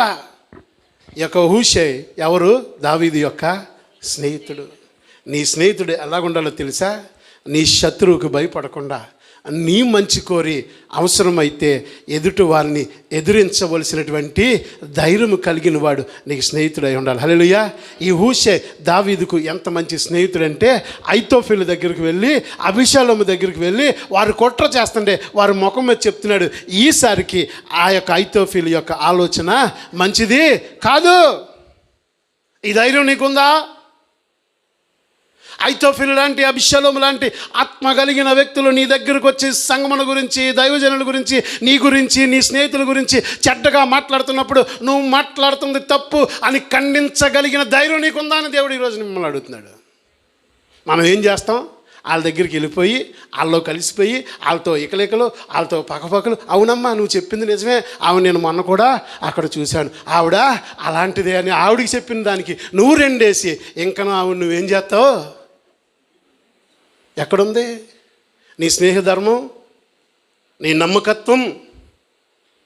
ఎవరి దగ్గరికి వెళ్తే వాళ్ళ మాట మాట్లాడేస్తాం, ఎవరి దగ్గరికి వెళ్తే ఆ ఎండకి ఆ గొడుగు పట్టేస్తాం. మన జీవితంలో ఏది సత్యమో, ఏది నిజమో దాని మీద నిలబడే ధైర్యం లేదు. హోషే అంటున్నాడు, ఈసారికి అహీతోఫెలు యొక్క ఆలోచన మంచిది కాదు. ఎప్పుడు నువ్వు దేవునికి నిజమైన స్నేహితుడిగా మారతావో తెలుసా? క్రీస్తుకు అవమానకరము తెచ్చే ఏ మాటనైనా ఖండించగలిగిన ఆత్మ నీకు ఉండాలి. హల్లెలూయా. ఇద్దరి మధ్యన గొడవ వస్తుందంటే అలా కాదు, ఈమె ఇలాంటిది అని ధైర్యం చెప్పగలగాలి నువ్వు. ఇద్దరి మధ్యన సమాధానం పరచాలంటే ఆవిడ అలాంటిది కాదు ఇలాంటిది అని ధైర్యంగా మంచి చెప్పగలిగిన ఆత్మ నీకు కావాలి. అంతేకాని వాళ్ళతో పాటు వెళ్ళిపోయి వాళ్ళతో పాటు నువ్వు కూడా కలిసిపోయి ఆ అబద్ధాల్లో, ఆ నిందనలో, ఆ హేళనలో నువ్వు కూడా కలిసిపోతే నీది అహీతోఫెలు అభిషాలోము ఆత్మ కానీ ఈ యొక్క హూషై ఆత్మ కాదు. హూషై ఉన్నాడు, ఈసారికి అహీతోఫెలు ఆలోచన మంచిది కాదు. చదవమ్మా కిందకి.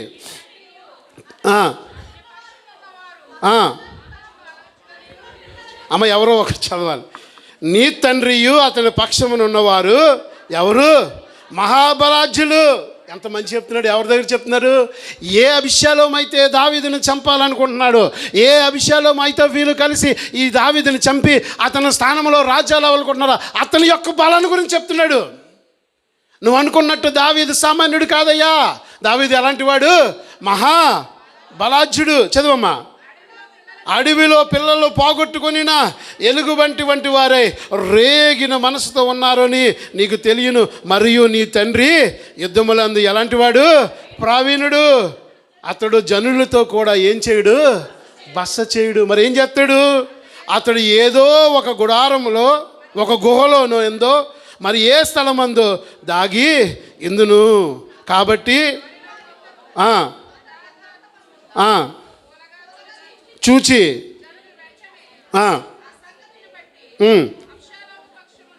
అవును ఓడిపోయారంత. ఇప్పుడు చెప్తున్నాడు దావీదు గురించి, ఇదిగో నీ తండ్రి ఎలాంటి వాడు? బహుబలాఢ్యుడు. అతను ఓడించేవాడు ఎవడో లేడు ఇశ్రాయేల్లో. అతను ఏ యుద్ధానికి వెళ్ళినా విజయమే. గొల్లియంత లాంటి వాడు కూడా దావీదు ముందు నిలవపోయాడు. అతడు యుద్ధం మంది ఎలాంటి వాడు? బహు ప్రావీణ్యము కలిగిన వాడు. దావీదు యొక్క బలాలు చెప్తున్నాడు, దావీదు యొక్క ప్లస్లు చెప్తున్నాడు, దావీదు యొక్క మైనస్లు చెప్పట్లేదు ఇక్కడ హోషేయ. హల్లెలూయా. ఏమంటాడో తెలుసా? అతడు ఎవరితో ఉండడంట? జనులతో అతను ఏం చేయడమ్మా? మరి ఏం చేస్తాడు? ప్రభాకర్ ఏం చేస్తాడంట? ఏదో ఒక గుహలో ఏం చేస్తాడు? గుహలోకి వెళ్ళి ప్రార్థన చేస్తాడు. ఆమేన్. అది దావీదు యొక్క మహాబలం. అతడు అందరిలాగా యుద్ధం వచ్చిందని జనులతో కూర్చుని యుద్ధం ఎలా చేయాలని ప్రణాళికలు రచించాడు. అతను ఏదో ఒక గుహలోకి వెళ్ళి బస చేస్తాడు. ఒక్కసారి గుహలోకి వెళ్ళి మోకరించాడంటే దేవుడు ఆకాశం నుంచి దిగి వచ్చి మాట్లాడే వరకు వదిలిపెట్టని శక్తి కలిగిన, ఆత్మ కలిగిన వాడు దావీదు.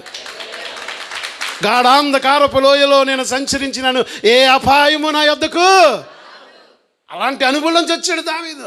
ఇదిగో నీ దుడ్డు కర్రయు నీ దండము నన్ను ఆదరించిన. గొర్రెలు కాచుకుంటూ గోలోకి వెళ్ళిపోయేవాడు, గాఢాంధకారంలోకి వెళ్ళిపోయాడు. దేవుడు దిగి వచ్చినప్పుడు అనేవాడు, నీ దుడ్డు కర్ర నీ దండము నన్ను. దేవునితో ముఖాముఖి అనుభవం కలిగిన వాడు దావీదు. అతడు జనులతో బస చేయడమ్మా.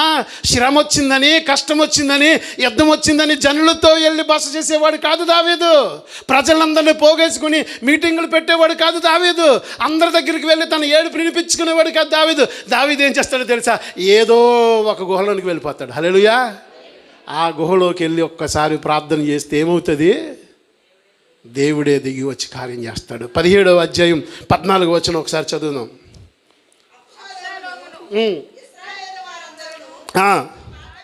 మాట విని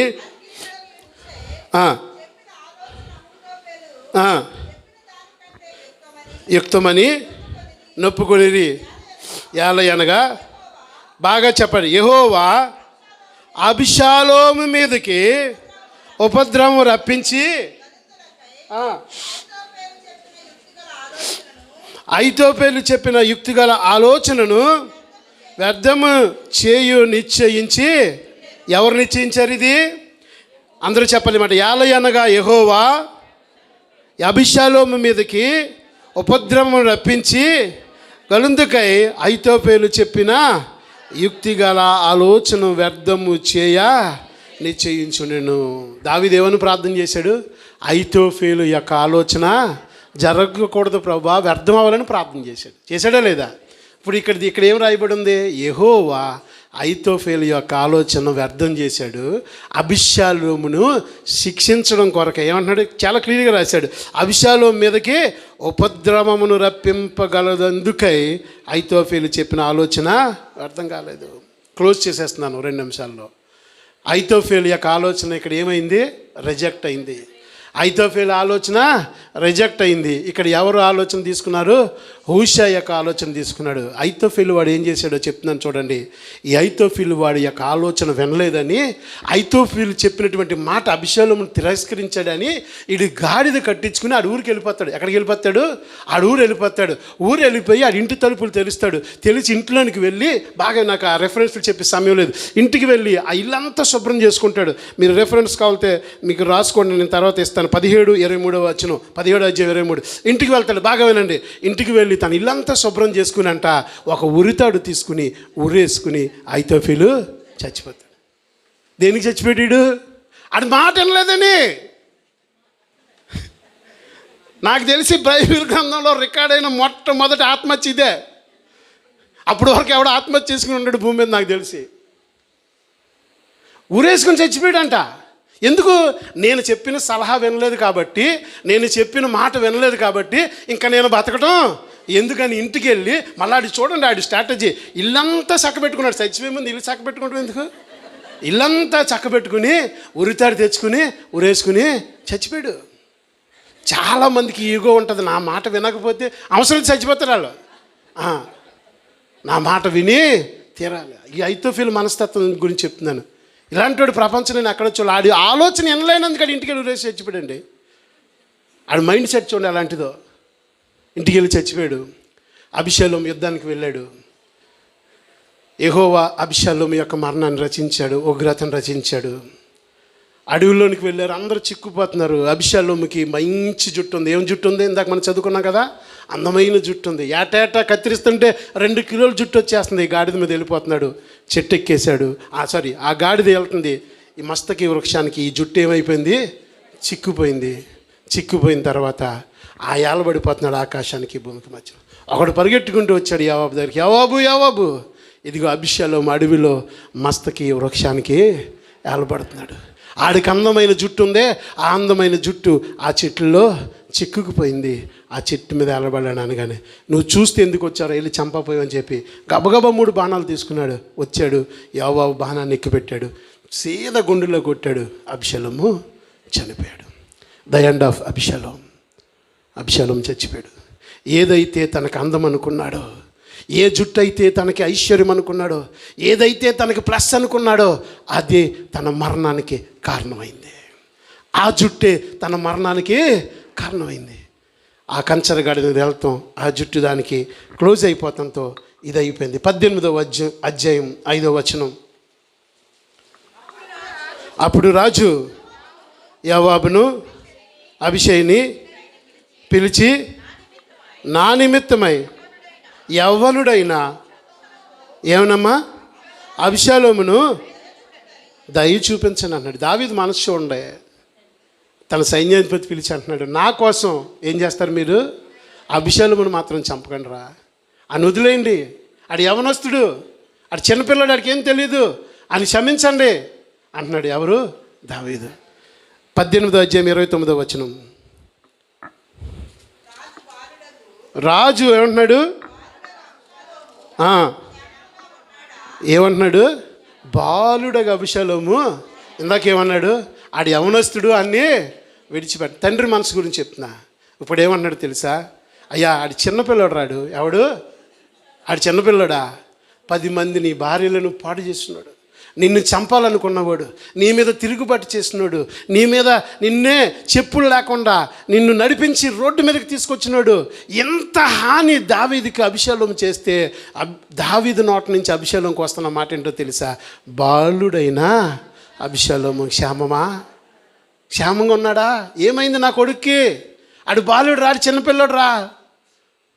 దావీదు మనసు, ఈ మనసు ఎవరికి ఉంది? దేవునికి ఉంది. తాను హింసించిన వారిని, తను గాయపరిచిన వారిని, తాను అవమానపరిచిన వారిని, తన ముఖం మీద ఉమ్మి వేసిన వారిని ఎలాగైతే దావీదుని చంపాలని చూశారో అలాగే దేవుణ్ణి తృణీకరించిన వారిని అందరినీ దేవుడు ఏమంటున్నాడు? తండ్రి వీరేమి చేయచ్చు. అదే మనసు దావీదు కనపడుతుంది. అమ్మ చదవమ్మ ఇంకా కిందకి తొందరగా. అని అడుగుగా రాజసేవకుడునైనా నీ దాసునైనా నన్ను పంపినట్లు గొప్ప అల్లరి జరుగుట నేను చూచిది. అప్పుడు రాజు, నీవు ప్రక్కకు తొలగి నిలిచిండుమని ఆజ్ఞాపించగా, వాడు అంతలో కూసి వచ్చిన ఏలిన వాడా, నీకు శుభమని చెప్పి ఈ దినమున యెహోవా నీ మీదకి వచ్చిన వారిని ఓడించి న్యాయము తీర్చినని చెప్పిన. రాజు, బాలుడగు అబీషాలోము క్షేమంగా ఉన్నాడా అని అడిగిన. అందుకు కూషి చెప్పింది ఏమనగా, నా ఏలిన వాడు రాజునగు నీ శత్రువులు నీకు హాని చేయవలనని నీ మీదకి వచ్చిన వారందరూ బాలుడైనట్టుగా ఉండగానగా. అప్పుడు రాజు బహు కలతపడి గుమ్మమునకు పైగానున్న గదికి ఎక్కిపోయి ఏడ్చుచు సంచరించచ్చు ఏమన్నాడు తెలుసా? నా కుమారుడా అబీషాలోము, నా కుమారుడా అబీషాలోము అని కేకలు వేచి, అయ్యో నా కుమారుడా, నీకు బదులుగా నేను చనిపోయినా ఎంత బాగుండును, నా కుమారుడా అబీషాలోమా, నా కుమారుడా అబీషాలోమా అని ఏడుస్తున్నాడు. ఒకటి కాదు 5 సార్లు నా కుమారుడు అభిషలోమా. ఏం మనసు ఇది? దేవుని మనసు. నీలో అభిషలోములంటే ఆత్మ ఉన్నప్పటికీ, దేవుని మీదే తిరుగుబాటు చేసినప్పటికీ, దేవుణ్ణి తృణీకరించి ఆత్మను కలిగినప్పటికీ, దేవునికి వ్యతిరేకంగా నువ్వు అభిషలోము లాంటి కార్యాలు చేసినప్పటికీ దేవుడు నీ గురించి రోధిస్తున్నాడు.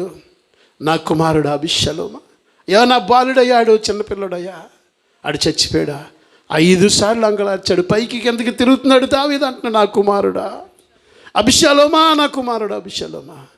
This is the love of Christ. ఇదే క్రీస్తు ప్రేమ. నువ్వు అభిషలోములాగా ఎంత తిరగబడినా నిన్ను ప్రేమించే దేవుడు నీకున్నాడు తెలుసా? నీ కోసం కన్నీరు కార్చే దేవుడు నీకున్నాడు. తలలు ఉంచుకోండి, చిన్న ప్రార్థన చేస్తాను. ఒక్కసారి మీరు ప్రార్థన చేసుకోండి. ఎన్నో లోతైనటువంటి అమూల్యమైన మాటలు మీకు జ్ఞాపకం చేశాను. అభిషలోము ఆత్మ ఏం చేస్తుంది 7 దినాల్లో? ఆ క్రీస్తు ప్రేమ ఎలాగుంది మన ఎడలా? అభిషలోమా అని ఏడుస్తున్నాడు దేవుడు. అయ్యా నా కోసం ఏడవకండి, మీకోసం మీ పిల్లల కోసం ఏడవండి అని అంగలార్చి ఆ క్రీస్తు ప్రేమ కనపడుతుందా? ఎక్కడుంటాడు ఇలాంటి దేవుడు? ఈ రోజున నీ కోసం కన్నీరు కారుస్తున్నాడు ఆ దేవుడు, రోధిస్తున్నాడు దేవుడు. తండ్రి కుడి పార్శ్వమున కూర్చొని నీ కోసం చేతులు చాచించినటువంటి దేవుడు. ఇంకా నువ్వు ఆ దేవుని బాధ పెడుతున్నావా? ఈ అభిషేకం ఆత్మవలన ఎవరికైనా సమాధానం లేకపోతే సమాధానం కలిగి ఉండు, ప్రేమ లేకపోతే ప్రేమ కలిగి ఉండు, పగ ఉంటే తీసే, తిరుగుబడి తత్వం ఉంటే తీసే. ఏ ప్రతి అభిషేకం ఆత్మ విడిచి వెళ్ళి పోవుగాక, విడిచి వెళ్ళిపోవుగాక. ఇదిగో మీరు చేతులెత్తినట్లయితే మీకోసం ప్రార్థన చేస్తాను. ఇదిగో ప్రభా, నా కోసం నీ కృప చూపించండి అయ్యా. ఈ రోజు నీ ప్రేమ నాకు కావాలయ్యా. అభిషేకము పట్ల నువ్వు కార్చిన ఆ కన్నీరు నాకు కావాలయ్యా. తండ్రి, నీ చిత్తానికి వస్తాను. నాలో ఉన్న ప్రతి అభిషేక ఆత్మను తీసివేస్తున్నాను. నీ వైపు నా చేతులు ఎత్తిన మీ కుడి చేతులు పైకెత్తండి. మీకోసం ప్రార్థన చేయబోతున్నాను. దేవుడు మిమ్మల్ని దీవించును గాక. దేవుడు మిమ్మల్ని మీ బిడ్డను ఆశీర్వదించును గాక. ఒక్క క్షణం మనందరం కూడా లేచి నిలబడదాం. మనం ఉన్న స్థలంలో ఒకసారి మనం లేచి నిలబడతాం. ప్రభా, ఈ రోజు అభిషేకం యొక్క ఆత్మల గురించినటువంటి వాక్యాలు మీరు మాకు నేర్పించారు తండ్రి. ఈ అభిషేకముల గురించినటువంటి మాటలు విన్నాం ప్రభా. ఒకవేళ అలాంటి ఆలోచన కానీ, అలాంటి తలంపు కానీ, అలాంటిది ఏదైనా మాలో ఉంటే ఇప్పుడే తీసివేయండి ప్రభా. మనం ప్రార్థన చేద్దాం. ప్రతి ఒక్కరు కూడా యేసయ్య నీ వాక్కు నాతో మాట్లాడింది, నీ పరిశుద్ధాత్మ వాక్కు నన్ను తాకింది, ఈ రోజు దేవుని వాక్కు నా హృదయాన్ని కలిగించింది అని నమ్మితే గట్టిగా చెప్పలు కొడుతూ మనం ప్రభువును మహిమపడతాం. యేసు నామమున అభిషేకం, యేసు నామమున శక్తి, యేసు నామమున ప్రభావం ఇప్పుడే మన జీవితంలో ఒక నూతన కార్యము జరిగించింది గాక, నూతన కార్యము జరిగించింది గాక. హల్లెలూయా, స్తోత్రములు. 2 చేతులు ఆకాశం వైపు ఎత్తి ఆ యేసు ప్రేమను మనలోకి ఆహ్వానిద్దాం. ప్రతి ఒక్కరు కూడా 2 చేతులు పైకెత్తి కన్నీరు కారుస్తూ ఆ తండ్రి చూపించినటువంటి ప్రేమ, ఆ తండ్రి చూపించినటువంటి ప్రేమ మన ప్రభువుకు సమర్పించుకుందాం. హల్లెలూయా, స్తోత్రములు, స్తోత్రములు.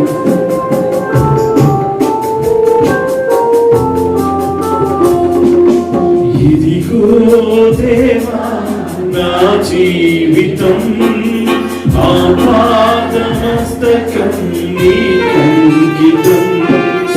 ఇదిగో దేవా నా జీవితం, ఆపాదమస్తకం నీకంకితం.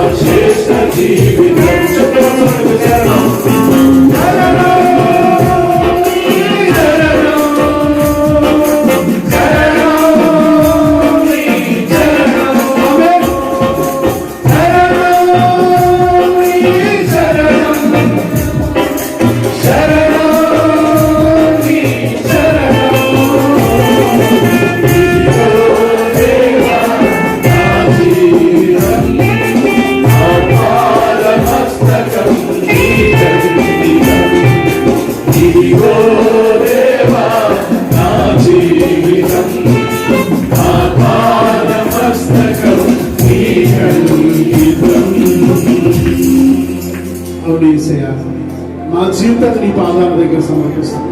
పలుమార్లు నీకు వ్యతిరేకముగా నీ మీద తిరుగుబాటు చేశామయ్యా. అయ్యా నీ నుంచి దూరం అయిపోయామయ్యా.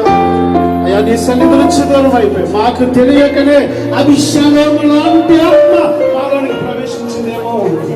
దయతో ఈ ఉదయ కాలంలో నీ వాక్యం ద్వారా మాకు కడిగి శుద్ధిపరిచారు. మా హృదయాన్ని నీ పాదాల చెంత చేయించి నీ నామములో సమర్పణ చేయించమగా నూతన అభిషేకం పరిశుద్ధాత్మను శుద్ధ హృదయమును మాకు అనుగ్రహించిన వారే, ఈ శ్రమ కాలంలో నీ శిలువ ప్రేమను మేము గ్రహించిన వారే, నీ పాదాలు చెంత చేయాలి. మమ్మల్ని మేము నలుగురుకుంటూ నీ సన్నిధిలో ముందుకు సాగే కోపను అనుగ్రహించమని యేసయ్య శక్తి కలిగిన నామములో అడుగుచున్నాము తండ్రి.